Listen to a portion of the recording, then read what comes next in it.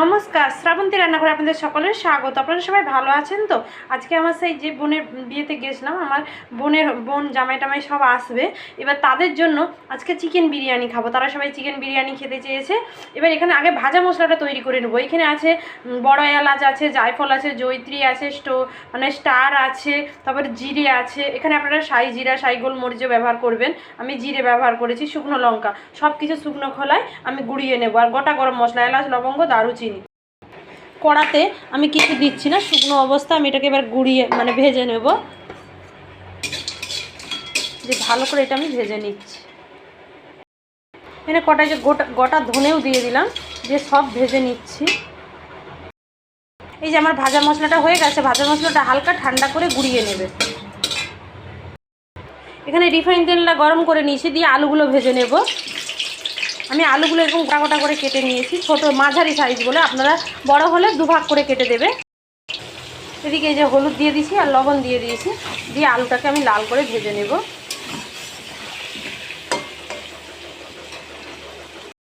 এদিকে ভাতের জলটা আমার গরম হয়ে গেছে, এর মধ্যে এবার আমি ফোড়ন দিয়ে দেব। এখানে হচ্ছে বড় এলাচ আছে, স্টার আছে, জায়ফল আছে, জয়িত্রী, তারপরে হচ্ছে গোটা গরম মশলা, তেজপাতা সব দিয়ে দিলাম একসাথে। এবার এই জলের মধ্যে আমি এই যে লবণ দিয়ে দিচ্ছি,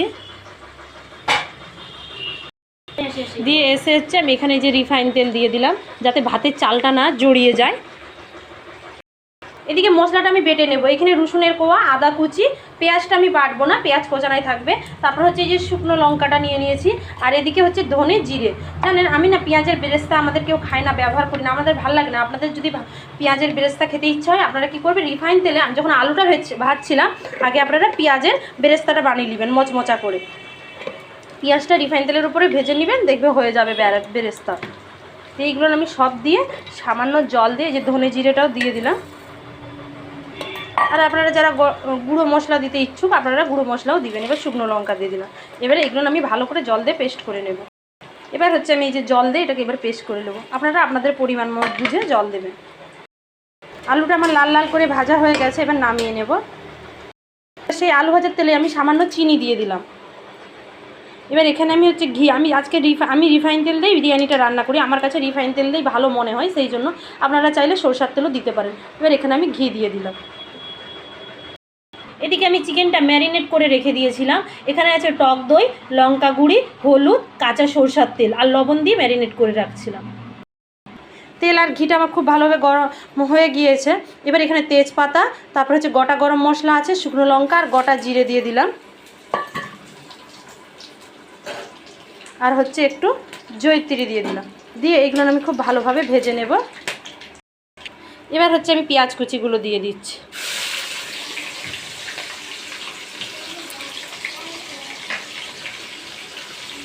দিয়ে পেঁয়াজটা লাল করে ভেজে নেব।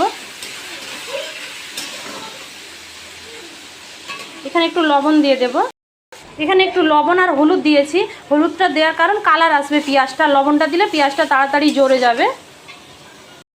এখানে কাজু কিশমিশটা আমি ধুয়ে এই যে ভিজিয়ে রেখেছিলাম, সেটা এবার গরম জলের মধ্যে দিয়ে দেব। এই যে ভাতের জলটা এই যে আমার ফুটে উঠেছে, এবার আমি কাজু কিশমিশগুলো দিয়ে দিচ্ছি। এবার হচ্ছে এই দেখুন আমার জলটা টকবক করে ফুটে গিয়েছে। এবার গ্যাসের আঁচটা কমিয়ে দেবে, আমি যেহেতু গ্যাসে করতেছি, উনানে হলেও হালকা। এবার আমি সেই বাসমতি রাইসগুলো সব দিয়ে দিচ্ছি। এই পেঁয়াজটা আর ফোড়নগুলো সব ভাজা হয়ে গেছে। এবার সেই আদা, জিরে, ধনে, রসুন আর লঙ্কা সব দিয়ে দিলাম। এবার এটা এবার ভালো করে কষিয়ে নেব। মশলাটা যত ভালোভাবে ভাজা হবে তত কিন্তু এটা খেতে ভালো লাগবে। মশলাটা আমার ভালো করে কষানো হয়েছে। এবার এখানে আমি হলুদ দিলাম, আমার মাংস তো হলুদ দেওয়া আছে। আর একটু হচ্ছে আমি সামান্য লঙ্কার গুঁড়ি দিলাম, আমার লঙ্কা বাটা দেওয়া আছে, সামান্য একটু কালারের জন্য দিলাম। এবার এখানে হচ্ছে আমি কিছুটা লবণ দিলাম। এবার লঙ্কার গুঁড়ি, হলুদ, লবণ আর একটু টক দই ফেটিয়ে রাখছিলাম, সেটাও দিয়ে দিলাম। দিয়ে এটা ভালো করে এবার করে নেব। আর আস্তে দিবে, নাহলে টক দইটা না ফাটা ফাটা ভাব হয়ে যাবে। আস্তে দিয়ে ভালো করে উপরন্ত নাড়বে। এটা ভালো করে আমার কষানো হয়ে গেছে। এবার হচ্ছে আমি সেই একটা এভারেস্টের বিরিয়ানির মশলার প্যাকেট আমি এখানে একটা দিয়ে দিলাম, আর কিছুটা আমি হচ্ছে পরে দেব। জানেন আমি এখানে টক দই ব্যবহার করছি, যদি টমেটো দেন এখানে আর টক দই ব্যবহারের দরকার নেই, টমেটো দিলেও হবে। এবার আমি চিকেনটা দিয়ে দেবো। আমার মশলাটা কষানো হয়ে গেছে, মশলা দিয়ে তেল ছেড়ে দিয়েছে। এবার সেই ম্যারিনেট করা সব চিকেনগুলো দিয়ে দিচ্ছি। এবার এটা আমি ভালো করে কষে দেব, আর এতে কোনো জল যাবে না। এই ঢাকা দিয়ে দিয়ে কষবো, তাতেই কিন্তু হয়ে যাবে। আমি যেভাবে চিকেন বিরিয়ানিটা রান্না করি আপনারা রান্না করে দেখবেন, বাড়িতে বড় ছোট যাদেরই দেবে, আত্মীয় স্বজন আইলে সবাই খুব পছন্দ করবে।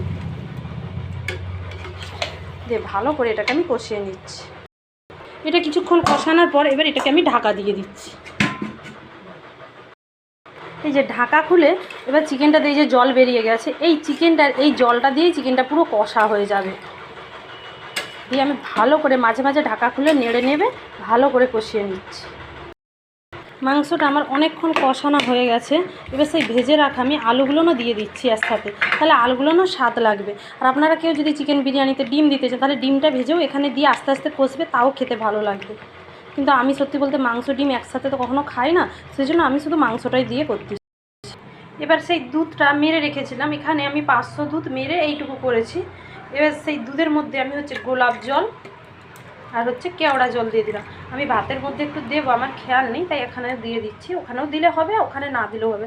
এবার সেই মোগলাই মিঠা আতরটাও আমি এখানে দিয়ে দিলাম।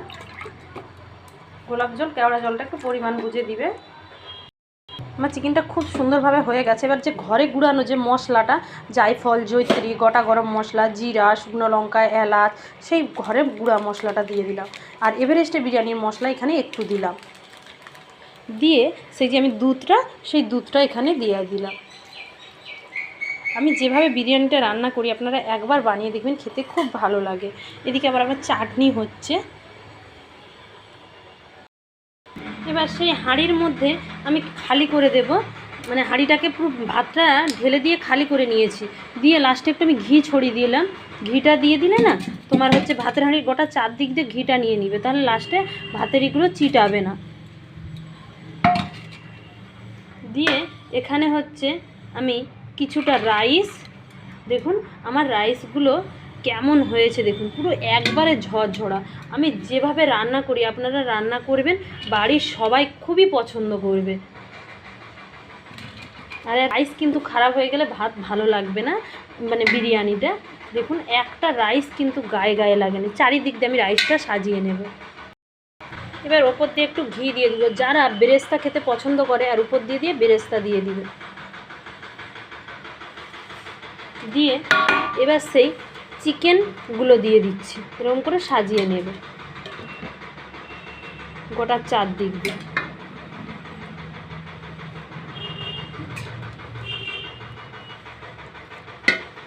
ভালো করে আমি এবার সাজিয়ে নেব। এই দেখুন আমার বিরিয়ানিটা পুরো মিশানো হয়ে গেছে। এবার একটু হালকা আমি আঁচে বসিয়ে দেবো। আপনারা সবাই ভালো থাকবেন, সুস্থ থাকবেন। আর শ্রাবন্তী রান্নাঘরে লাইক, শেয়ার, কমেন্ট করবেন। নমস্কার।